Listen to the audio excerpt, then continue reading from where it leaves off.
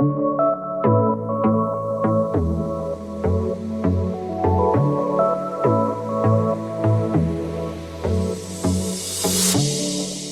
everyone. Welcome back to the Nuance Needed podcast. I'm Amanda White. And I'm Sam Dalton. And we're very excited today because it is Princess Diana Day on the podcast. Today is the day where Sam gets to be a nerd. And I step into my true form. Mm-hmm. A history teacher. A history teacher. I've made many mistakes in my life. I've made a lot of incorrect decisions in my career, but we're trying to make up for it now in the world that we live in. Yes, right out of the gate, we are talking about Princess Diana. And we were chatting about this very briefly before we hit record, but I think it's very important for our listener to hear this as well. So for those of you that have been around, you know that a couple weeks ago, I did a deep dive into Carolyn Bessette Kennedy and JFK Jr.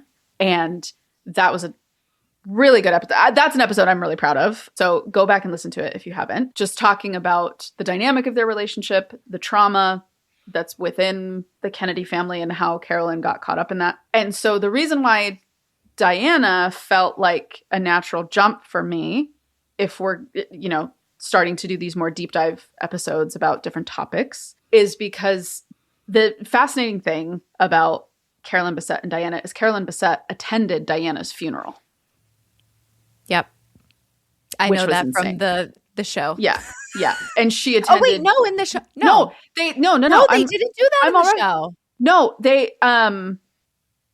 No, they attended Gianni Versace's funeral together. Okay. That's what it is. They both attended Gianni Versace's funeral together. And I find that so fascinating that these two icons attended the funeral of this other icon who had been assassinated. And I think the tragedy of both of their deaths looming. Yeah. Because, it was Diana died a couple of weeks just after Gianni Versace's funeral. Mm-hmm. She died very shortly after that. And then Carolyn died in 1999. So they also are both these women who we can't stop talking about. Yep. It just feels like they're these constant elements of like the pop culture fabric even today. And I think especially with like the resurgence of the show Love Story, right? Bringing like Carolyn and JFK Jr. to the surface, but the Kennedys are still a prominent family in politics today. Look at Jack Schlossberg. Like he's a social media celebrity and he's the nephew of those two. And then, Diana's kids like Harry and William, all the drama with them, the Meghan Markle of it all, like they're still so present in spite of their death. And I think the magnitude of the conversation that they opened up around how women are portrayed in media, the double standards, the cruelty, the lies, right? Mm-hmm. So I think there was just a lot of comparisons. And this episode is not going to be a comparison of the two of them, but I think just to introduce how my brain jumped from when I finished doing the episode on Carolyn Bessette, I was like, well, who would be like the next logical person? Do you know who I think is next? Who? Britney Spears. Don't tempt me with a good time. I think that's next. I think you're right. Guys, if you want a deep dive on Britney. Because I feel like we were chatting about this before we recorded. We were talking about how there was like a before and an after to Diana in terms of reckoning with media. And I feel that way about Britney Spears. Yeah. And her breakdown and how we relooked at how terrible we were to women in the like early 2000s, 90s, all of that. Yeah, I think the 90s to the 2000s were truly reprehensible. Yeah. In media. Like if you look back at the way we spoke about people, it was horrendous. I think Diana was the first person where you can see an actual reckoning. Mm-hmm. Like there was a high level conversation going on amongst everybody of like, how did we get here? Like, how did she get chased down in a tunnel? Yeah. And smashed, like her car got smashed into a pylon and she died. Yeah. Because people just wanted a picture of her. Yeah. Like that, to think that that is how this woman met her end is bonkers. Mm-hmm. The other thing, too, that I've thought about before we get started is like, if you look at Diana's life and then think about it as a Venn diagram with mental health, it is essentially a circle. Mm-hmm. And I think, as I was telling you off air, right, there is a question in my mind of, with all of the mental health stuff that we're about to go through and understanding her background and the life that she was thrown into, there is a question of, was this someone that had all of these tendencies at baseline and then was put into an incredibly stressful situation that brought all of that to the surface? Or was it the incredibly stressful situation that caused her to feel these were the only coping skills that she had access to try to make sense of it? Mm-hmm. So with that in mind, Diana was born Diana Frances Spencer on July 1st, 1961, into an aristocratic family. She grew up connected within the royal world fairly strongly. However, her childhood was marked by pretty insane emotional instability. Her parents had a very intense divorce. She lost complete contact with her mom when she was very small. Because of the custody battle, Diana's mom lost access to her throughout her childhood and had very limited contact, which was part of the problem. So she was a very lonely, quiet, reserved child. She didn't get much attention from her father. Her father, through the custody battle, it was one of those things where it was more to punish his ex than it was because he had any interest in the children. And he was also the one with the money and the title and the power. So that's how she ended up there. So she meets Charles, Prince Charles, who at the time was the Prince of Wales, which means he was next in line to the English throne because his mom was Queen Elizabeth II. Very brief backstory on Charles, because I think we have to introduce the Camilla of it all. So Charles, when he married Diana, he was 32 when they got married, and she was 19.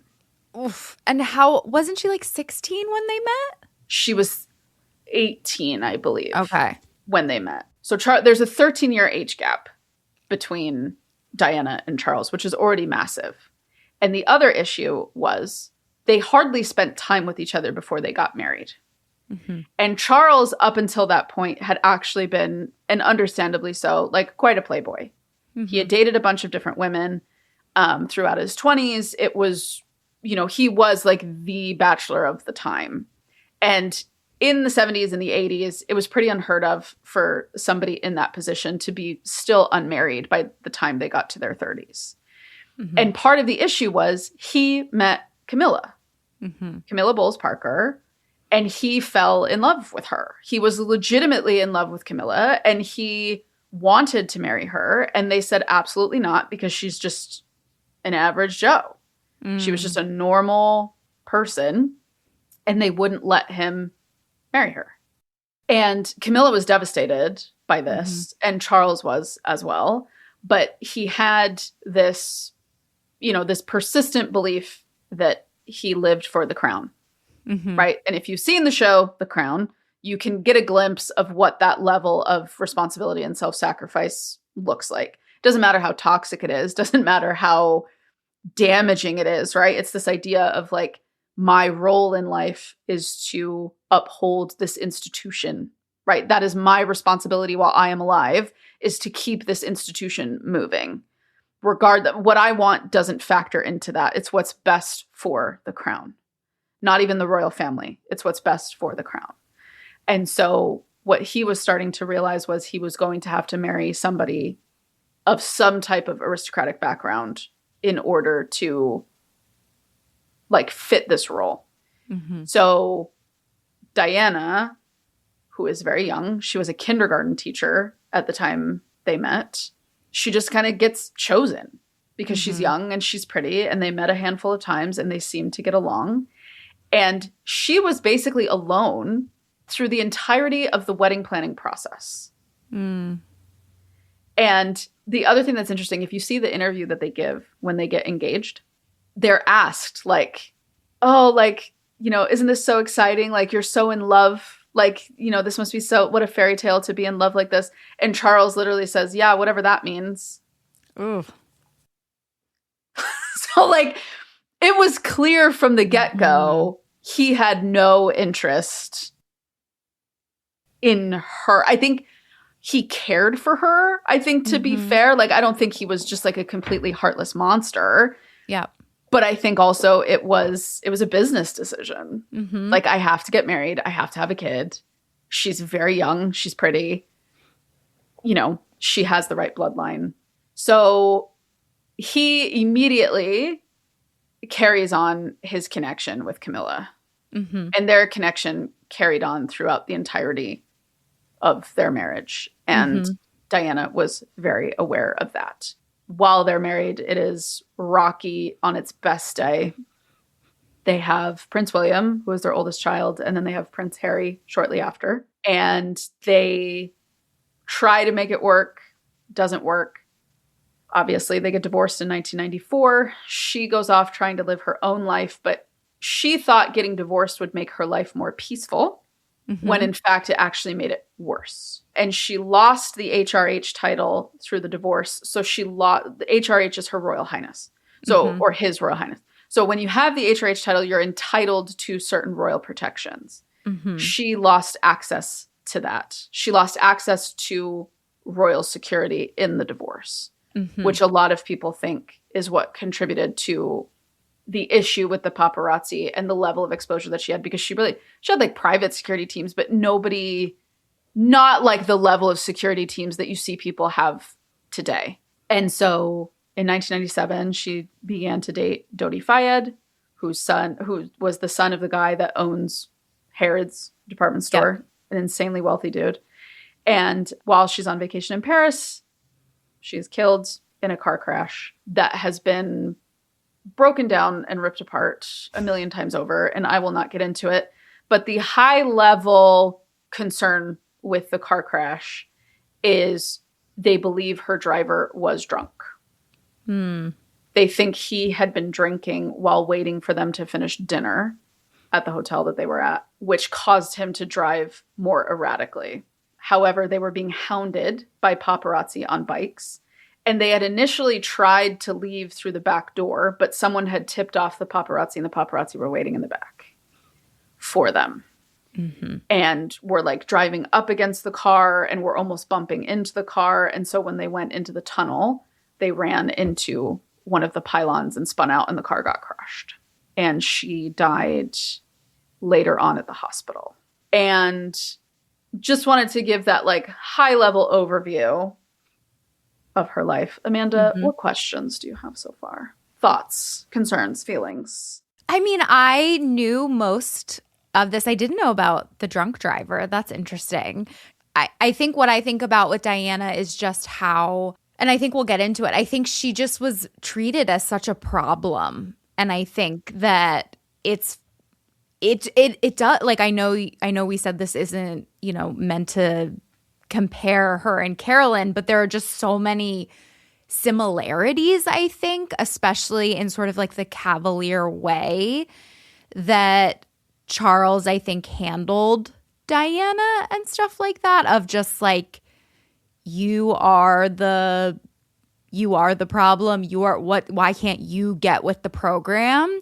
I have a little more compassion, I guess, for John Kennedy Jr. just because he's not royalty, and it's a little like less clear where you can correct me if I'm wrong, but like obviously there are a lot of clear rules in terms of at least John Kennedy Jr. and Carolyn like loved each other and really did want to be together, but like this union was cursed from the start. And I think didn't also Camilla get married to someone else, and then he like tried to be with her, but she was with someone else, and then they ended up, getting back together essentially. Yeah, they were both cheating on their spouses with each other the entire time. I think like even if you just look at the very like brief high level bio I just provided, I think anybody with like half an ounce of critical thinking skill would hear that and be like, anybody who lives that life is doomed.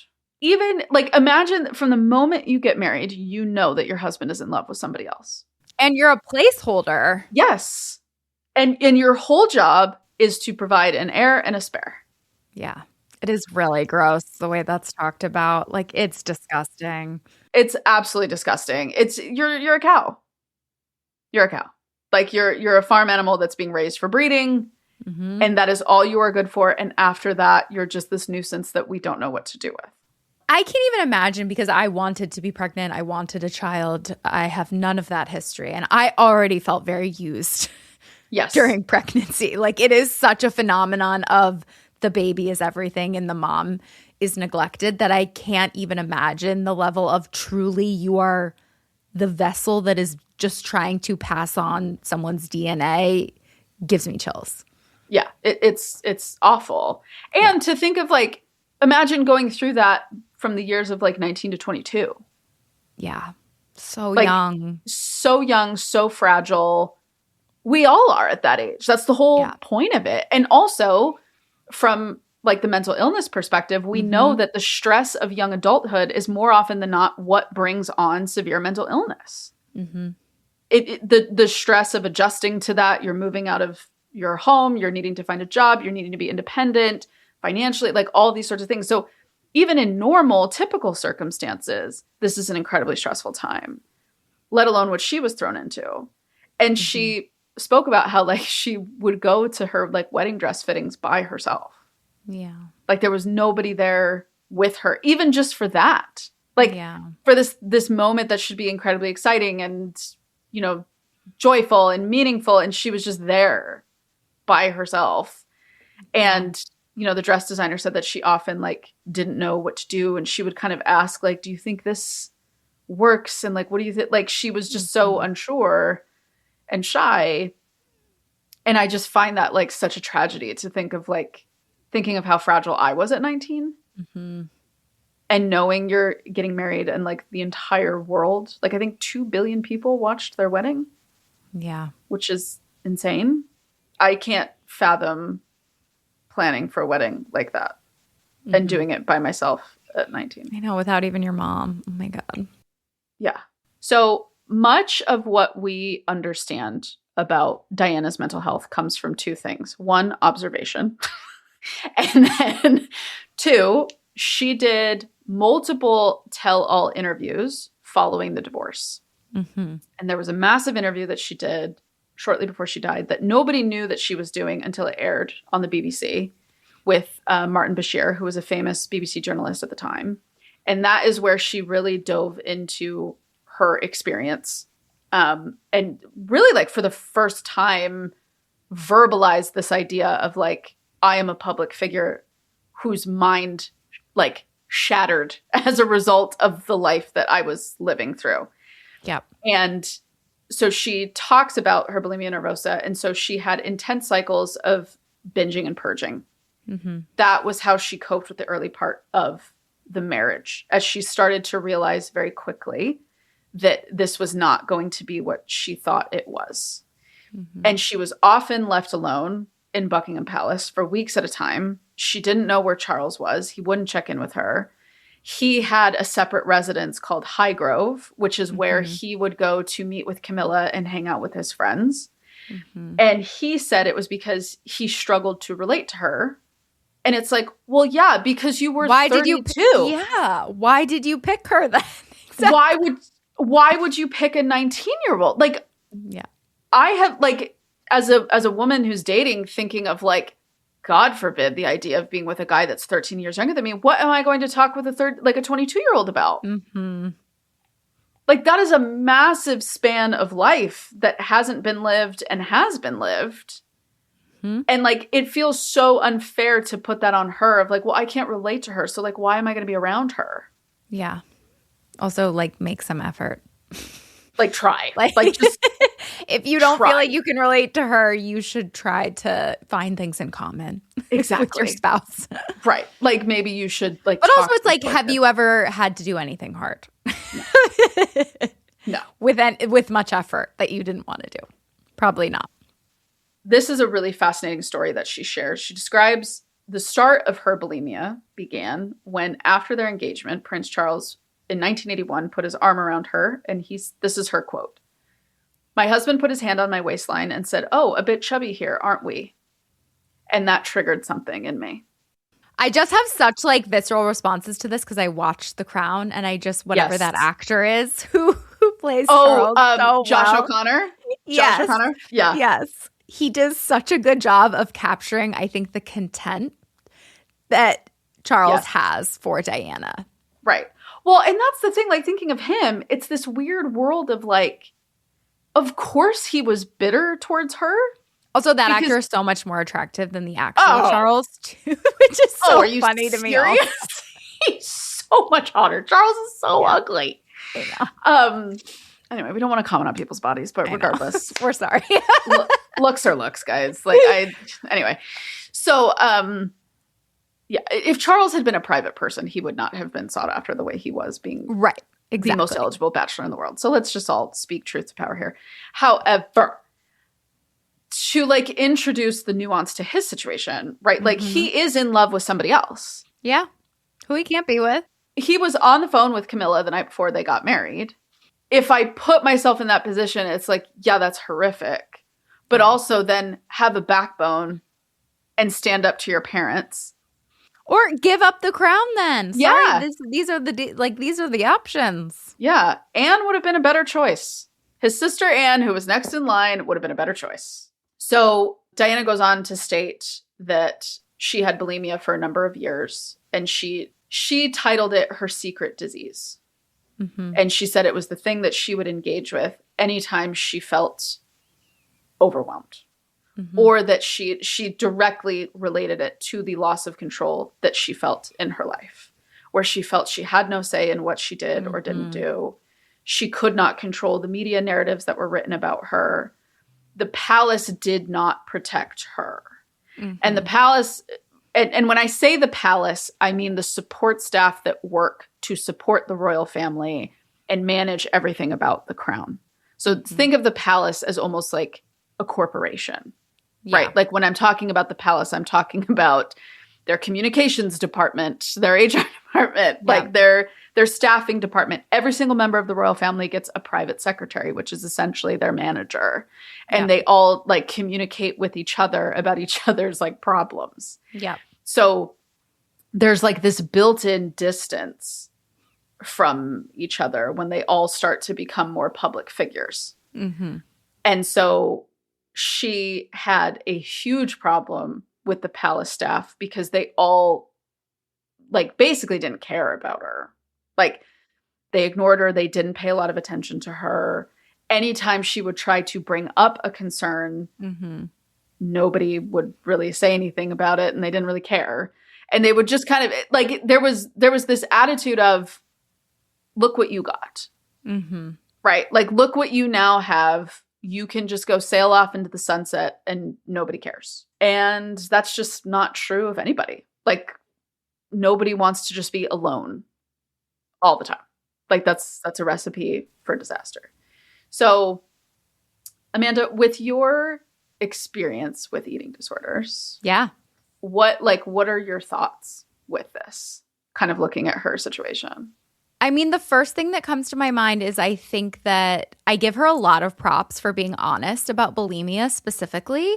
Bulimia is not a sexy eating disorder. We really kind of hold up anorexia and restriction as like a sexy disease a little bit. Like, oh, she just, couldn't eat. Her stomach hurt. She was just riddled with stress, And that's like, especially in the eating disorder community, like that is very sort of like literally people with anorexia are held up as being better than people with bulimia. There is like such a level of, I don't know, like rawness, like when you're talking about like purging, when you're talking about throwing up, like a lot of people have strong aversions to thinking about throwing up, like the idea of binging, it is like messy. There's so much shame in it. And it's something that I struggled with so much, that shame.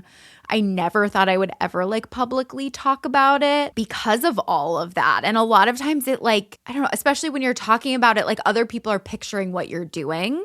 So I give her just so much props. She could have very easily just said, I had an eating disorder. I struggled with eating, whatever. And it's also really vulnerable when you admit it too, because And I remember the scene in The Crown where I think they did like a very short scene where they showed people, I think, like bringing up food and stuff like that. And it is so exposing to have people know that you have bulimia also, because people like watch your food and they are weird when you go to the bathroom, and there are like all these small things that just can produce so much shame. So I have a lot of compassion and admiration for her there. I also really get it. Like, bulimia takes up a lot of time.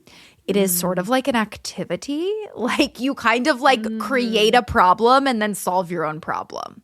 Yeah. Like, you create the problem of eating too much, wanting to die, and then you like undo it, and then you feel better. So you kind of create this like false solution, like false drama that then you fix and you feel better. And it is something that is distracting and gives you something to do, and sometimes interesting because you're like getting different foods that you wouldn't eat. So I very much get it. There's a really good biography written by her by a guy named Andrew Morton, who spent like years speaking to people that were in her inner circle, people that worked in the palace at the time, people that were aware. And they said for years, it basically occurred after every meal. Staff would notice that after breakfast, lunch, and dinner, she was spending like extended periods of time in the bathroom. And where the queen started to get really concerned was it occurred during both of her pregnancies. Yeah. Which is like categorically concerning, which the reason I bring that up is because that starts to get into self-harm. Yeah. Mm-hmm. Right. And so the obviously like eating disorders can qualify as self-harm more often than not in a way, but during her pregnancies, it really picked up, and particularly her pregnancy with William. And multiple times she would try to throw herself against glass cabinets to see if like the glass cabinets would break. While she was pregnant. She disclosed also in the Panorama interview, she said that while she was pregnant with Prince William, I threw myself down the stairs. I was in a really bad way. And I think if I think of a woman who is in a marriage she realizes she doesn't want to be in. Yeah. And then you have this baby, coupled with what you know this baby is and means to the institution you're married in. I can't even fathom the trapped feeling you would have. Absolutely. And bulimia in general is much more like statistically connected with self-harm, actually. People with bulimia are more likely to cut. They're more likely to hurt themselves. They're more likely to attempt suicide a lot of times because of that intense feeling of like suffocation, and you are hurting yourself very viscerally a lot of times when you are like sticking your fingers down your throat or purging by, some people purge by like extreme exercise. Like you're trying to feel something. So I felt trapped when I was pregnant just because of the sensory experience of it. So I cannot even imagine. Right. Yeah. And she, in private interviews, she would also discuss how like the stress of being in public and being seen when she wasn't pregnant was triggering enough to how she looked. Yeah. Let alone once she was pregnant. And if you look at pictures of her from the early 80s, you can see how thin she is. Yeah. And after getting married, you can see it becomes like alarming. Like today in like the social milieu of conversation, people would be looking at that and being like, there's a problem here. Yeah. This woman is not well. But in the early 80s, they like, look at her. She looks so good. She's lost weight. So I find that, I also think too, like to think of, if we like hone in on the pregnancy, think of what a dark, desolate, horrifying place you have to be in that you throw yourself down the stairs to try to take yourself out and your baby. Mm-hmm. And I think what is so tragic about how mental health was seen for so long, and I think this is for any woman, we know how women have been treated over the course of time because they respond to anything. Yep. I think their immediate response is just to be like, instead of looking at it as like, how bad is she suffering? Yep. How do we address this woman's suffering? Yeah. Right? Instead looking at it as like, oh, she's just insane. Mm-hmm. She's lost her mind. Or like I think there's a lot of times too, it's like you're doing it for attention. And it's just like, yes. No. Like, no. Even if someone is doing something for attention, that need like is a problem. It is not a normal thing to be fine with hurting yourself because you need help. Right. Like people do not think about suicide in that way because it's just, it doesn't matter. No, because you enjoy your life. And you can have the perspective of like a bad day is not an indicator of a bad life. Yes. Just like even a bad week is not an indicator of a bad life. It's just a bad week.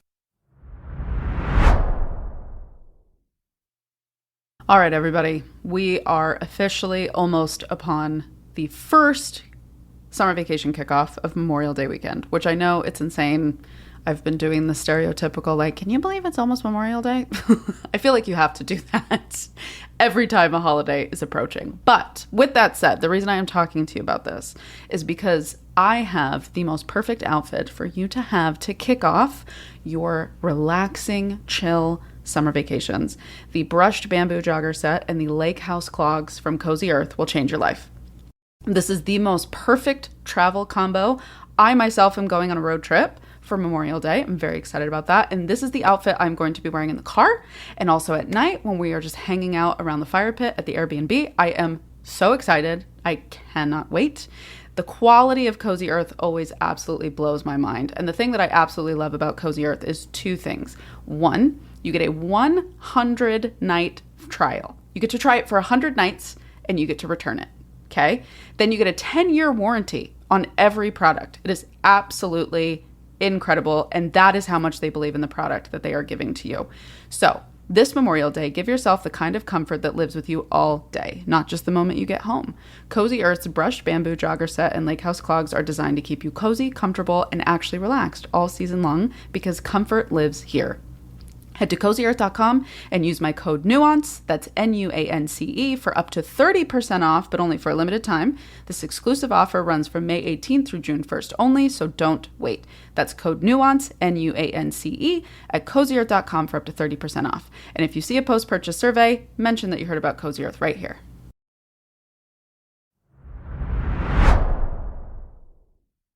This loops into, she has described her entrance into royal life as she was a lamb to the slaughter. And what she spoke about a lot in also this Martin Bashir interview, but also private interviews, is that she felt that there was this acute awareness from the royal family of how much she was going to struggle. And there really wasn't any care for that. Because the family is very much, I mean, their motto is never complain, never explain. Mm-hmm. So you don't talk about what's bugging you because it's just part of the job and everybody just accepts it. And then if there is any like external drama, you never explain it. Which like to tie into, if you've, been following along at all, to like the Harry and William drama where they're not speaking anymore. That's why anytime you hear Harry share a story or talk about something or give an interview, the palace doesn't say a word.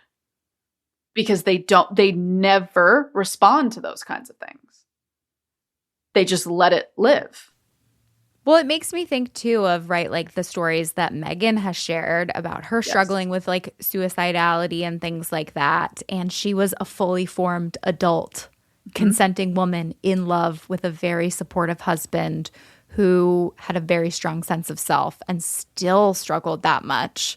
Yes. Let alone imagine someone who was 19, had a husband who didn't want to be around them, didn't love them, was having an affair with someone else. Yes. And you barely knew them and were immediately pregnant. Right. Like when I was like planning how I wanted to like do this deep dive and how I wanted to go about it, I was almost like, it almost feels silly to do this because it feels like duh. Yeah. Like like in 2026, with the way we view things and the way we talk about things, it's like, I feel like when you look at someone's life like this, it's like there was no other option. Like there was no other option here for how she was going to respond or how she was going to feel. Like when you put all of these elements together, you don't stand a chance. And I think to go back in time a little bit with the divorce of her parents, which she talks about like the loneliness and the sense of abandonment that she felt, not knowing where her mom was most of the time, having a fraught relationship with her dad. Her dad wasn't really there. She was kind of raised by nannies, didn't have much involvement with much family. She had her siblings. She was close to her brother. Her brother spoke at her funeral and was the one that like laid the responsibility for her death at the feet of the paparazzi. You know, I think if you think of that, think of like the attachment style that creates in you. When you have no attachment, you tend to become anxious in your attachment. And so she goes through life, very brief life at 20 years old. You haven't lived much. She gets thrown into this world. She finds out, you know, she said that she was in love with Charles. She said, I loved him. I wanted to be with him. And he just constantly rejects you. Like, even if we take out like all of the exposure and the expectation and the mantle that you've just taken on that nobody's helping you with, just think of like how triggered, if you tend to lean to more anxiously attached, and I'm someone that fits that bill. If you lean more anxiously attached, imagine knowing the day after you get married, your husband is talking to another woman and would rather be with her. Yeah. What would you do? And you can't, I mean, they like begged to get divorced for like years and like couldn't do it. Yes. So even like she grieves this whole life, realizes he doesn't love her. She tries to focus on her children, as hard as that is, with like her mental health and all this stuff. I will give her credit that like from what I read and from what I see, she was an excellent mother. Yeah. I think that was, I think once William and Harry arrived, I think that was the only source of joy she had. Mm-hmm. Yeah. She didn't really trust people to have friends. People would sell stories about her all the time and embellish stories. And she didn't get along with her in-laws. She didn't have a ton of extended family that she could be close to. So I think like William and Harry were her world. And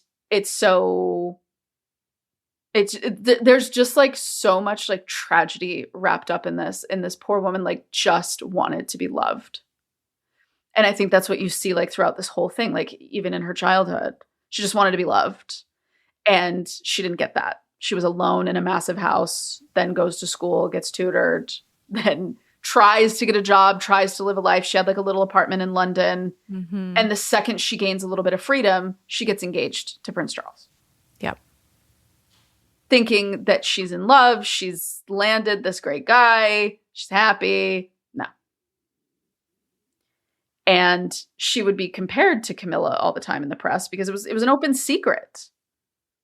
Like everybody knew who Camilla was. And so going back to that attachment element, like, of course you're binging and purging all the time. Of course you're wanting to throw yourself down the stairs. Of course you're being incredibly reactive. Because you're triggered every single day. So the big one, and this is, I'm interested to get in this with you, because there is a debate about whether or not she had borderline personality disorder. Oh, I don't think she had borderline personality disorder because bulimia, like, and all the things we just talked about mirror. Like, I thought I had borderline personality disorder. Like, just having extreme mood swings does not make you have BPD. No. Absolutely not. And I figured we would agree on this very quickly, but I wanted to feign like, let's debate about it. No.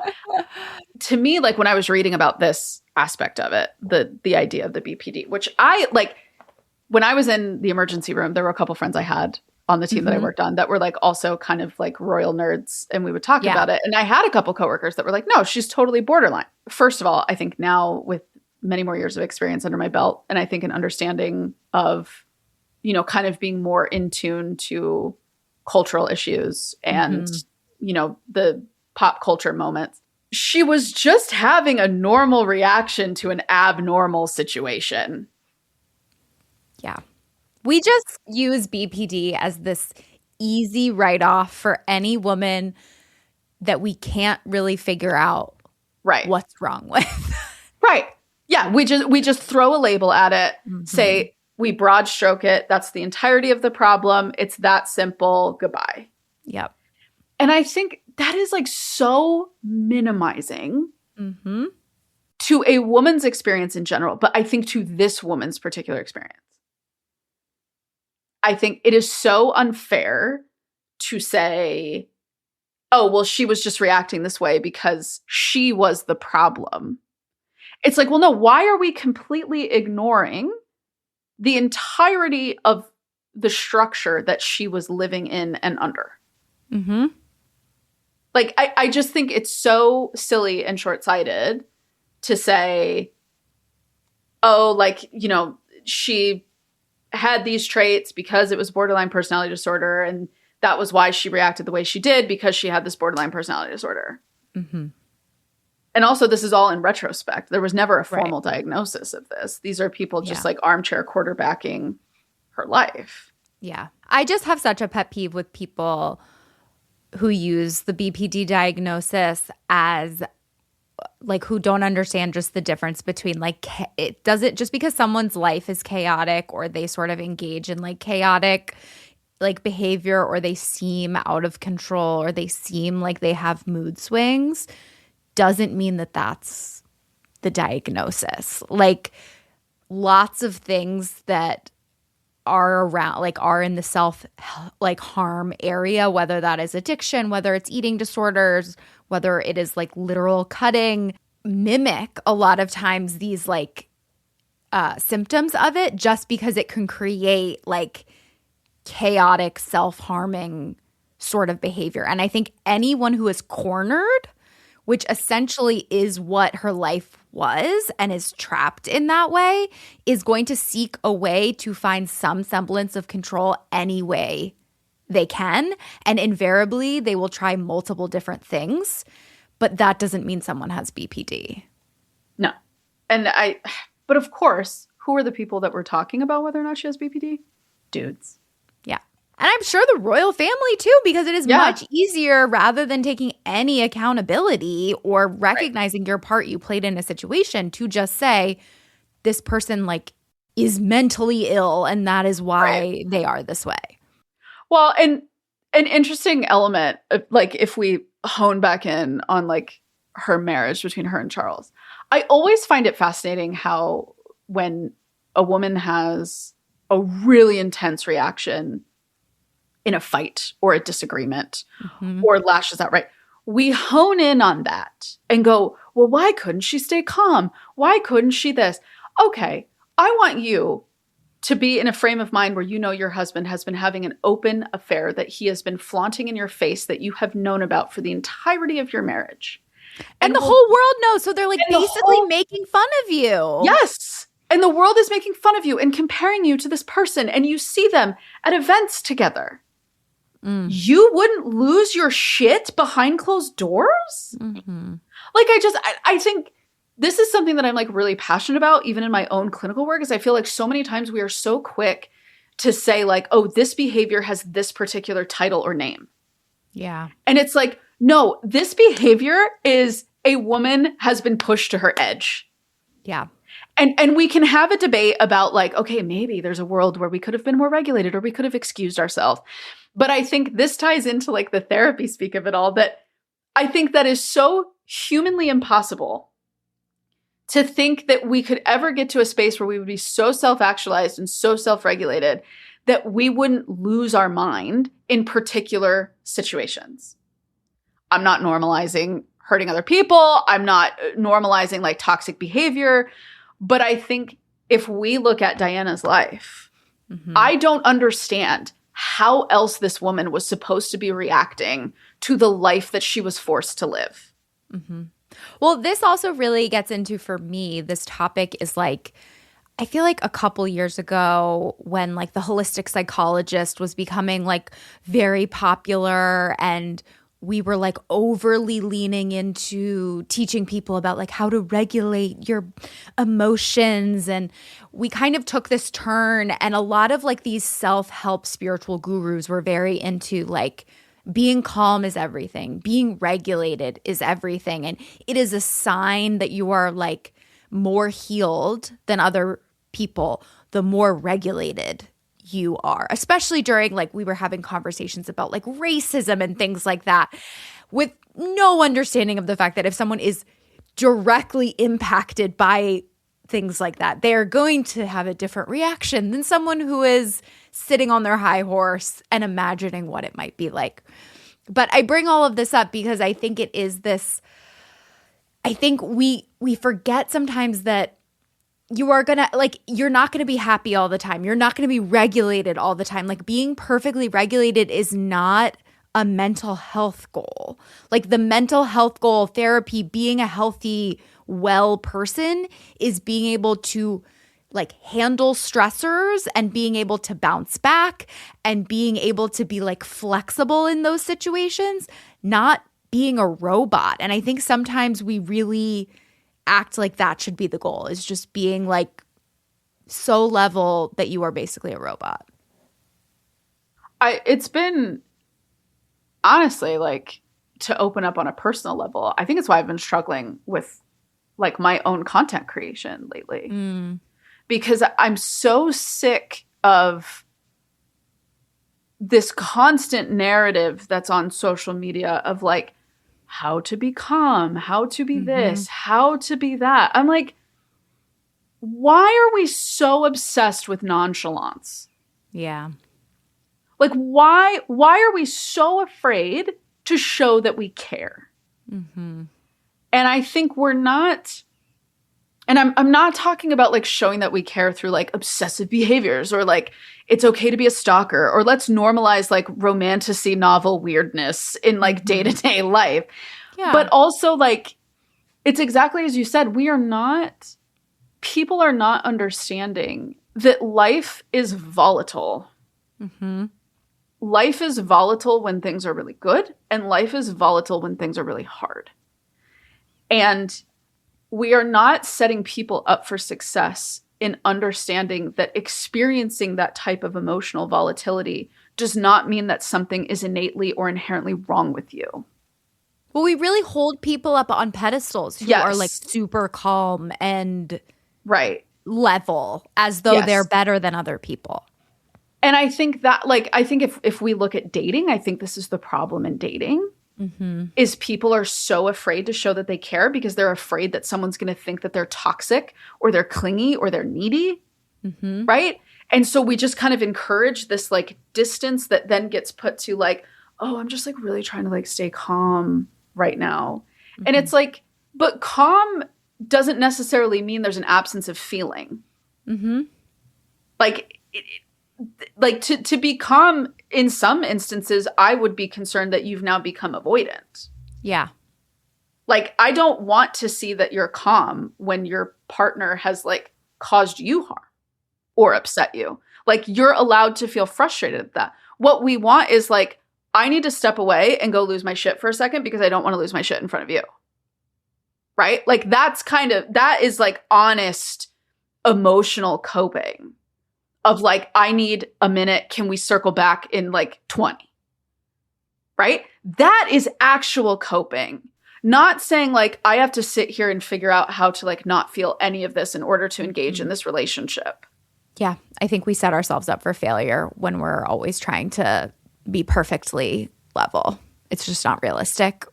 Because like you're about, like, I don't know, I think about evolution and just like you're this like, you're this body, like like, I don't know, sometimes I think about like how fragile human beings are and like the reality of the world. You're just like this bag of bones with this really thin skin that is gonna like, you're just like trying to stay alive. Like, I feel like we think that because like we have like all of this awareness, we think like awareness and explanation will somehow make it all easier. And I think that's a really important piece to it. You need to understand like why you're experiencing what you're experiencing, or like, you know, why it's typical to be reacting to what you're going through, like the way you're reacting. But I think we've now assumed like, oh, I have this language to put to it. And so now I have this language that I can use to kind of like put an arm up between me and these problems. And that if I have that arm up, it'll make these problems less because I'm regulated and I'm aware and I'm, you know, I know my parts. I can label my parts, right?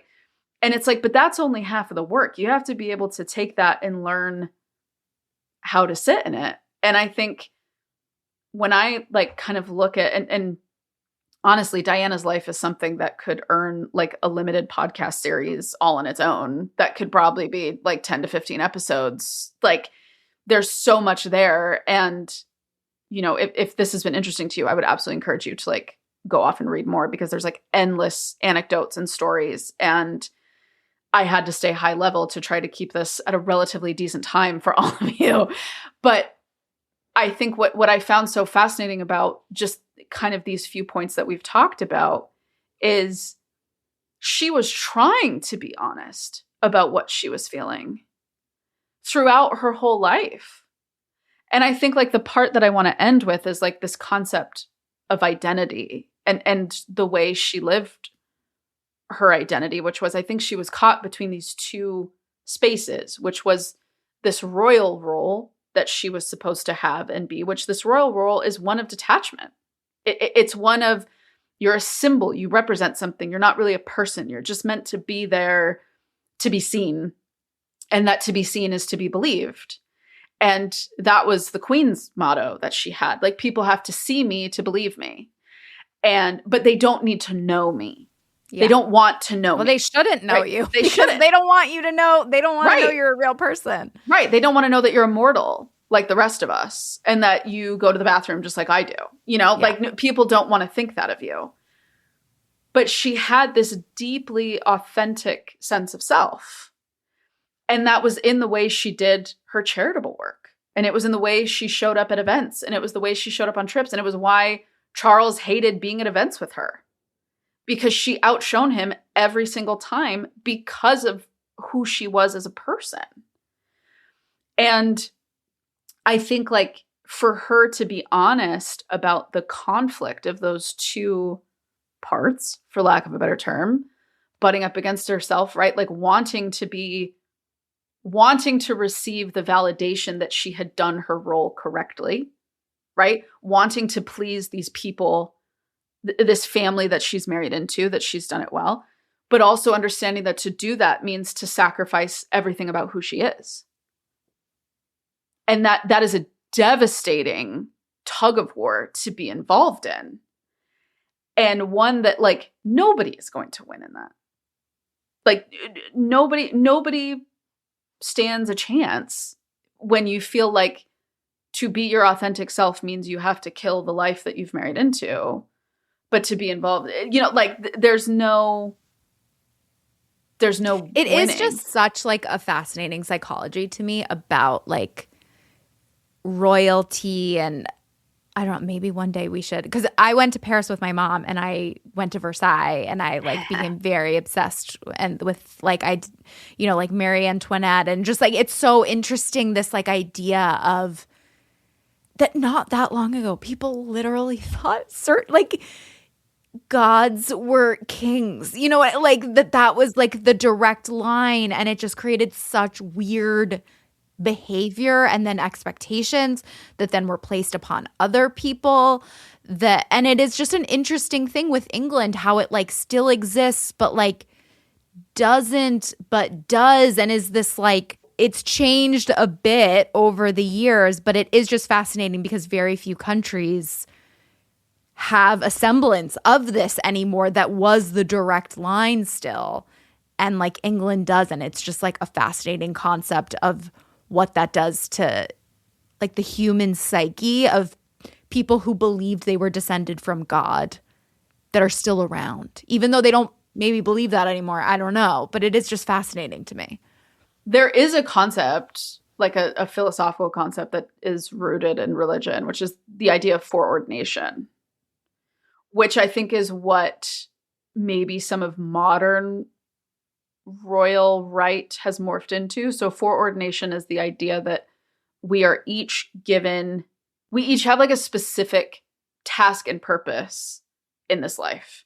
Like there are things that we are each individually meant to do that kind of like contribute to the overall fabric of moving life forward, or like whatever like your purpose is.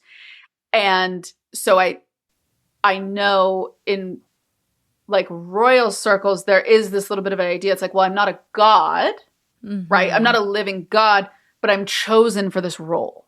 Like I was selected by God to do this. And sometimes I don't know.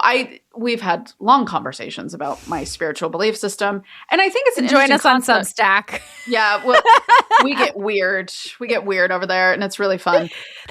But like, I don't know. It's like there's a part of me that like looks at some people and like things that people have done, like incredible things that some people have done, that it feels like everything in their life led up to that moment of them being able to do that thing, right? And so in my mind, sometimes I do kind of look at that and I'm like, like, are there things that some of us are meant to do? Is there like a higher purpose? Is it really true that like arc of moral justice is long, but it bends towards justice, right? Like, is there truth to that? But I don't think it's just because you were born somewhere. Yeah. Like, if that makes sense. I don't know. I could be wrong. But I think that's what some of these people that think they're really important, I think that's the philosophical belief that they've morphed into. It's not that they think that they are like these immortal figures walking around mortals. It's that they're there because they were chosen to be there. And so there's like an entitlement. But I think what is so particularly fascinating about the English royal family or the British royal family is they've survived everything. Like, even as you watch in the 20th century as like monarchy collapsed across Western Europe, like they stayed in it. But did they survive because they gave up power and they were like, we're not going to make governing choices and we will just be figureheads, and they made that like strategic move? Yes. They made the strategic move to be, like heads. They're not heads of state. Yeah. They're figureheads. Yeah. And they're like, it's all symbolic. Like their role is symbolic of like what they represent. Yeah. But it's part of why, like, a really interesting story that they kind of touch upon in one of the seasons of The Crown. I can't remember which one, but the Russian royal family. It's fascinating. Russian Revolution happens where the Romanov family is toppled. The Russian monarchy is essentially toppled by communists in 1917, and the royal family is taken into custody. And for a long time, nobody knows what to do with them. And because once the Russian monarchy is overthrown, there is another civil war between the different factions of communists that want to take over. So there's more of like a democratic socialist vibe that wants to take over. But then there's like the Lenin and Stalin of it all, who are like, no, the only way to do this is like everybody has to be forced into it. Right. Yeah. So while they're like duking it out, the royal family is sitting over here imprisoned, not knowing what to do. And Tsar Nicholas was the cousin to King George, who was king at the time in the UK. And King George had the opportunity to take in his family, like his extended family, and basically offer them exile. And they would have just been like merged into like the royal family and like British high society, and they would have just lived out their life, whatever. And their advisors, the British royal family's advisors, were like, well, you can't do that because you'll be seen as a sympathizer and they might then overthrow you. Yes, totally. So they left. They're like, no, we're not going to take them. We can't be safe harbor for them. And by the time that decision rolls around, Lenin has squashed the Democratic Socialist side of the Communist Revolution. And he decides like, well, I can't let these people live. Oh, I didn't know they were killed. Oh my God. And he orders the execution. And the devastating thing is the family, when they were woken up in the middle of the night, the family literally thought that they were being shipped off to England. Like they had their stuff packed and they were like, oh my God, thank God. And they were literally brought into a basement. All 4 kids, their staff, Tsar Nicholas and his wife were brought down there, and they were all massacred in the basement. Wow. I'm surprised they did staff too. That seems a little excessive. Yeah, I know, a little excessive. But like they were all killed. And like the British Crown made that decision to stay alive. Yeah. I mean, I also feel like if Queen Elizabeth hadn't ruled so long and so steadily, things may have turned out differently. The fun fact I learned in France when I was at Versailles was that because they had insanely long reigns, and it's because a lot of them were like 8 years old. Because a lot of them were like skipped 3 generations. It was like the kid was 8, started, then his son died, and his grandson died. And it was like his great-grandson was the next one. Because they had a thing where no women could ascend to the throne, only men. So yeah, I was like, literally we toured Versailles and there was like, there were like 3 kings here in like 100, like 200 years. Crazy. I need to go there. I would die. It was incredible. It was a lot. And look at that. Olivia Rodrigo just went and filmed her music video there. So there you go. This was great, Sam. Let us all know what other history deep dives we should do. And I definitely would recommend, like, there's obviously like some plot holes here because I couldn't cover everything. Yes. But like this was just kind of like a high level introduction in some ways to like the complexity of this. And I think I just wanted to give everybody like kind of a taste of like, I don't think we've given this woman like a fair shake and observation in life. So yeah, hope you liked it. Let me know what else you want to know. I could yap all day. If you want one on the Russian Revolution, that has nothing to do with mental health, but it's just really interesting. So I'll talk about that all day. Maybe on the Substack. We are sorry, guys, that we've had so many episodes that were interviews. My husband is fine, but he was in the hospital last week. So there was just like a lot of drama that happened and we couldn't record for a couple weeks. But don't worry, this podcast is not turning into an interview only podcast. No, we're here. We're still yapping. So anything that you can do to rate, review, share, subscribe means the world to us. We're also, as we've dropped a few times, on the Substack, nuanceneeded.substack.com. We both have a bunch of think pieces that we throw up out there, and we have episode breakdowns, and we do bonus episodes, and we had a book club recently that was super fun, and we're going to be doing that again. So we would love to see you over there. It means the world to us. All right. Bye. Bye.